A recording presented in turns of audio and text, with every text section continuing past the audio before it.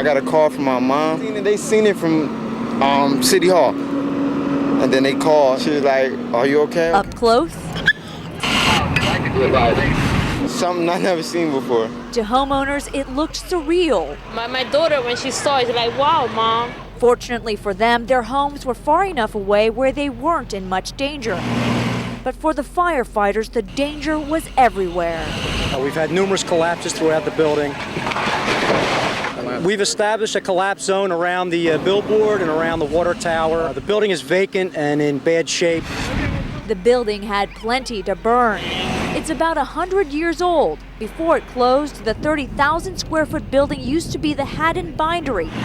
At one time, 2/3 of the Bibles printed in the U.S. were bound right here. Now, it threatened a house of God. We have a church to the rear of the building, and that's where we're putting all our efforts in right now to make sure that we can preserve that church. Police has come, say everybody go up for this fire the building. Pastor Froilan Perez's afternoon service was interrupted. When he and his parishioners got outside, he says the fire was small, but as it grew, so did his fears. Right now, I think maybe the fire is coming to my building for the church. I pray for that. I need a building for the service. A disturbing scene of contrast in the 1300 block of South Corliss Street. Children clamoring for ice cream as narcotics cops rush past with a battering ram. This would be probably your classic crack house. Neighbors say it's a notorious crack house. People running in and out, you know. Obviously, drug buys? Oh, yeah. How can you tell? By looking at them, they sin. How messed up they look. They go in, that fast they come out. That's it. It's about time it gets shut down. We're hiding the faces of these undercover cops. They say the woman they're arresting sold crack to confidential police informants. Zoe, narcotics. I don't sell narcotics. People say her drug business has helped ruin their Grays Ferry neighborhood. A lot of shootings, yeah, you can't bring your kids outside. 48-year-old Bonita C. is taken away in handcuffs. Supposedly you think I'm selling drugs. Are you? No, I'm not. Did they find drugs on you? No. They said they found crack on you. Police say these pink packets are crack and that she likely sold some to this 64-year-old man named Larry, whose nose may need some medical attention. That's what happened to your nose? No. What happened? He said he was on a binge on Friday and he didn't realize that his nose was burning up while he was smoking crack, so he's got a pretty bad wound on his nose. All in full view of the children, whose parents say this is one of many neighborhood drug houses. At least they're trying. At least you know they're out there. During his budget address just 3 months ago, Mayor Nutter made one thing clear. There are no tax increases in the budget that I propose today. Not so fast. His plan now, a new tax, a tax increase, and more fees. The question, how much more? The first proposal City Council is looking at is raising your property taxes 10%. Translation for the average homeowner, $120 a year. A fee increase that's almost certain to go up and doesn't need council's approval is parking meter fees in Center City and University City. Even if meter fees go up just 25 cents at 5 days a week, that's $65 a year. And after you park your car, you may want to get a soda. Well, that's going to cost you as well. Does this sound familiar? Mayor Nutter wants to bring back his sugary beverage tax. That's 2 cents on every ounce. That's 25 cents a can. A can every day will run you $91 every year. Conceivably, if all three proposals passed, the yearly grand total is at least $276.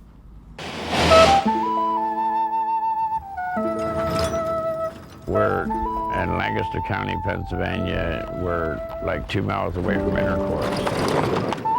Yeah, I grew up on an Amish farm, and I lived the life, you know, so I know what it's like. They're trying to slow down, but the world won't let them. I think I decided at a pretty young age that it's not for me, you know. I was kind of lazy, yeah. It was like 81 when we started. I started buying a few things and putting them up in the front yard. I think it's a junkie place. And I love it. Beautiful. You look at it and it's like, wow. I always like to watch that Sanford and Son show. Painted up a buggy and put it up front and put on my Sanford and Son song.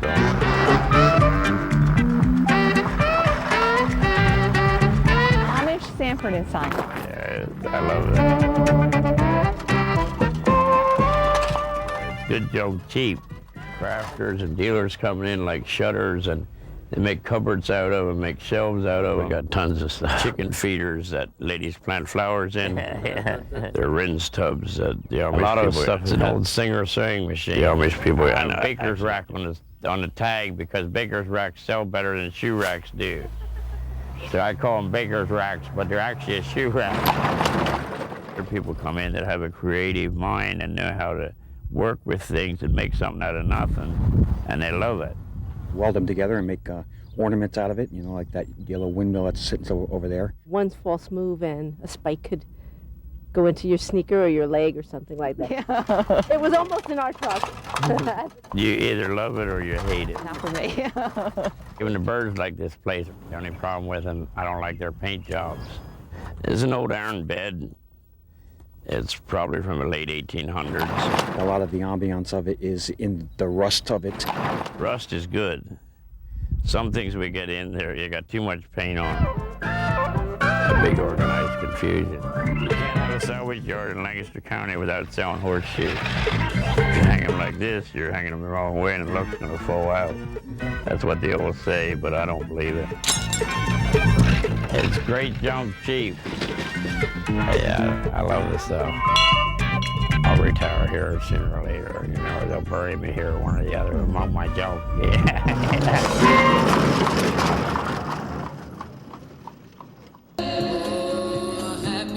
Young people dying in the street. Like people shoot a lot around here.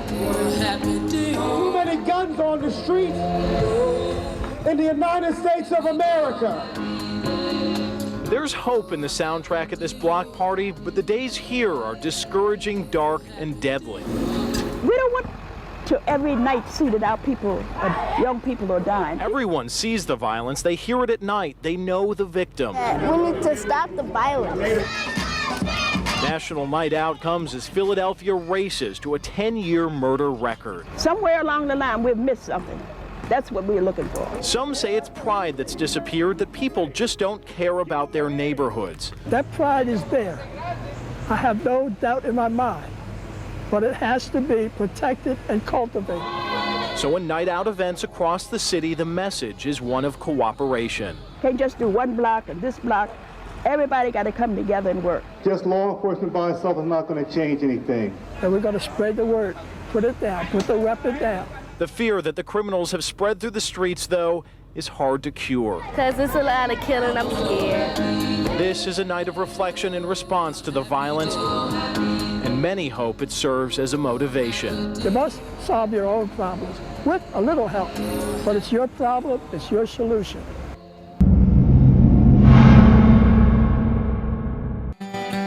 Like the gold rush of California, like the oil boom of Texas. This is the new American frontier.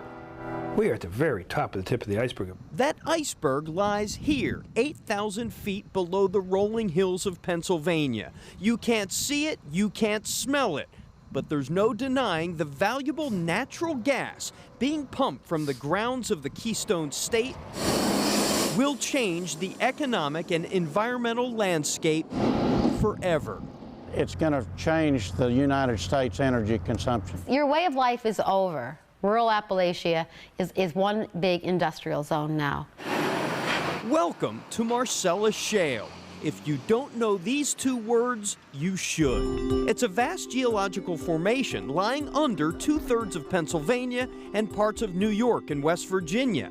That shale rock is believed to hold trillions of cubic feet of natural gas. It's about the energy equivalent to all the oil in Saudi Arabia. Time magazine called it the rock that could power the world. from home heating to natural gas cars and buses.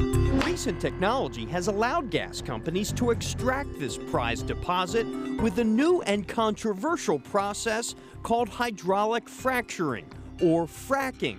Drilling a horizontal well, then using millions of gallons of water, sand, and chemicals to fracture the deep shale, releasing the valuable gas trapped inside. This is ground zero of the Marcellus Shale natural gas boom in rural Bradford County near the New York state line. What you see behind me is a natural gas drilling rig. When that's gone a couple weeks from now, that well will start producing enough energy to fuel 24,000 homes every single day. Oklahoma-based Chesapeake Energy invited us on a tour of its Pennsylvania drilling operations. As one of the most active gas drillers in the country, Chesapeake is one of dozens of companies that have flocked to the state to cash in on the natural gas bonanza. It's a real game changer as far as the American economy. Brian Grove runs Chesapeake's Pennsylvania operation, which has hired many of the estimated 40,000 people now working in Pennsylvania gas fields, and that number is going up every day. It's creating jobs here in Pennsylvania. It's creating tax revenue in Pennsylvania, which helps all Pennsylvanians, regardless of whether you live in Bradford County or Philadelphia. There's no mistaking the convoys of trucks that now dominate local roads. Thousands that roll through one-time ghost towns like Towanda that are now bustling with new industry. There's also the thousands of landowners who lease their drilling rights to gas companies. It's made millionaires of farmers and the unemployed. But then there's the hidden cost of natural gas drilling. About hydraulic fracturing. The recent documentary, Gasland, put Marcellus Shale and gas drilling under a microscope. The film showed dramatic scenes of tap water being lit on fire. Whoa, Jesus. Homeowners blame the contaminated water on the drilling of gas wells. And then there's Norma Fiorentino from Dimock, Susquehanna County. They took my land. Once her husband died, and against his wishes, he didn't want to sign in the first place. She leased her property's drilling rights to make ends meet. Emotionally, it's awful. It's awful. I have to live in this every day. I have to live in this every single day. I have to carry these bottles all over. She says shortly after a well was put onto her property, Fiorentino and some of her neighbors' drinking water became undrinkable because of methane gas contamination. The company that drilled the well, Cabot Oil and Gas from Texas, claimed no wrongdoing, but in a settlement with the State Department of Environmental Protection, Cabot pays for weekly water deliveries to her home. Fiorentino and several of her neighbors are also suing Cabot in federal court for negligence. They can't replace the water. It's these environmental horror stories that have some wondering if the state is moving too fast and asking if the natural gas rush in Pennsylvania is a boom or a bust. What are the environmental impacts of natural gas drilling? Typically zero. Governor, can you guarantee the people of this state that natural gas drilling won't impact the environment, won't impact their drinking water? Well, guarantee is a strong word. We're going to do our best. I believe that the science is there, that we can do it, that the industry can do it the right way, the technology is there. Bosnian residents are used to seeing foreign troops, but they usually don't see them fall from the sky. For the first time, American and Italian paratroopers are practicing together in Bosnia at a farm outside of Bijeljina. And Italians and Americans aren't the only ones here. The Russians provide ground security. That's warm. They also hand over a warm gift to Pennsylvania's commander in Bosnia, John Von Trott. He's from the Carlisle area. You guys are going to take pictures of that. It's going to appear back home, right? And you're missing this. For the paratroopers, the exercise is fun. It's also necessary to keep their skills sharp. It's weightlessness, so you're just dropping. But you have to keep your body positioned, and you have to make sure that you understand what's happening with your parachute. This is the first time these American troops from Pennsylvania have jumped in Bosnia. But in order to retain their status as paratroopers, they need to jump once every 3 months. If I had the need to insert forces quickly, I could and would use my helicopters, and I have the options then of using paratroopers as opposed to landing troops. These paratroopers are part of the long-range surveillance unit. They drop behind enemy lines and gather information. I'm just unloading the chute so I can get ready to put it on. Just unbuckling all the buckles and everything. Specialist Chad Harrington is from New Cumberland. He's been in Bosnia since August. Like everyone else, this is his first jump here. They're jumping from 1,500 feet out of a Black Hawk helicopter. And let me tell you, it's freezing. Scared? No, I'm scared, but it's like a nervousness, but you're really excited about it. I've done it, this is my 14th jump, so I'm not too experienced, but I've done it more than, a few times, and it's exciting. Chad's always wanted to be a paratrooper. It's daredevil work, but if anyone gets any broken bones, he knows what to do. Chad works at Harrisburg Hospital, and when he goes home, he'll finish nursing school. As he gets closer to his jump, his forehead crinkles and the nerves pick up. He's thinking about only one thing. Hopefully that my chute opens, and please God, my chute, I want it to open. And that's about it. But he goes up and sails down without a problem. I was surprised because usually the chutes that we use, they bring us down a little slower than these. And I was expecting a hard landing, and it was really soft. The ground's real soft. And having seen the countryside from top to bottom, he says he's fortunate to view it from many perspectives. It's not a waste for us to be here. We're really doing a good job, and we're freeing up other people to go and do other things in the world with all the stuff that's going on with our country and the war on terrorism. I'm thankful, so thankful for the things I got at home after seeing the way some people live here. Just be happier at home. Godspeed. In Bijeljina, Bosnia, Amanda Martin, ABC 27 News.